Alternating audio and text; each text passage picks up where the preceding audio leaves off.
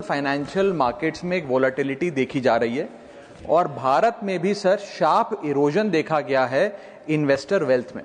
Sir ये India का crisis नहीं है, इंडिया इस कॉन्फ्लिक्ट का हिस्सा नहीं है, भारत के इकोनॉमिक फंडामेंटल्स अभी भी स्ट्रांग है, लेकिन फिर भी इस जियोपॉलिटिकल ग्लोबल शॉक के चलते हमारी अर्थव्यवस्था और खास तौर पे भारत का बाजार इंडियन स्टॉक मार्केट को एक शॉक लगा है। सर मैं बताना चाहूंगा कि 28 फरवरी जब पहली बार ये युद्ध शुरू हुआ, पहला एक्ट ऑफ अग्रेशन किया गया, तब से लेकर 23 फरवरी दैट इज यस्टरडे लगभग 48 लाख करोड़ रुपीस भारत के इन्वेस्टर्स के इरोड हो गए, मार्केट से गायब हो गए, शून्य हो गए। एफपीआईज ने 52,000 करोड़ रुपए 1 मार्च से लेकर 15 मार्च के भीतर भारतीय बाजार से निकाल लिया, रुपया 94 पहुंच गया। ये तमाम चीजें एक रूटीन करेक्शन नहीं है सर, ये कॉन्फ्लिक्ट ड्रिवन शॉक है।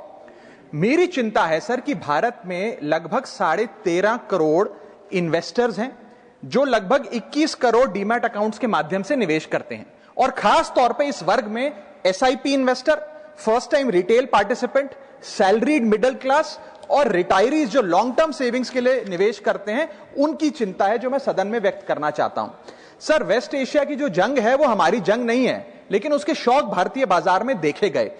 It is a black swan event because it has been triggered suddenly, externally, and it is unrelated to the underlying Indian economic fundamentals.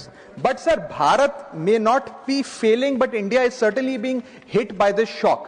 और मेरा सरकार से ये अनुरोध रहेगा that the government, when they encourage citizens to enter the global markets or the capital markets in particular, the government cannot disappear when external shocks hit the household wealth. इसीलिए मैं अनुरोध करता हूं कि कुछ रिलीफ भारत के इन्वेस्टर को सरकार द्वारा दिया जाए। पहला रिलीफ जो हो सकता है सर वो ये है कि रिटेल इन्वेस्टर को टारगेटेड रिलीफ दिया जाए।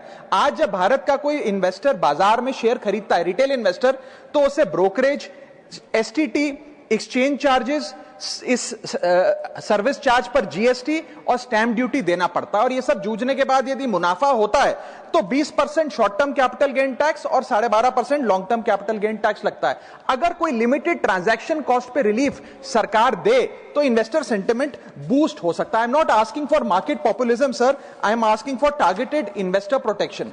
मेरा दूसरा सुझाव है, अगर time bound STT relief retail investor को दिया जाए, एफएनओ सेक्टर को नहीं। एफएनओ सेक्टर में एसटीटी बढ़ाकर सरकार ने अच्छा काम किया, मैं सराहना करता हूं सरकार की, लेकिन रिटेल इन्वेस्टर के लिए अगर एसटीटी का रिलीफ दिया जाए तो एक इन्वेस्टर कॉन्फिडेंस बूस्ट हमारे बाजारों को मिलेगा, भारत के रिटेल इन्वेस्टर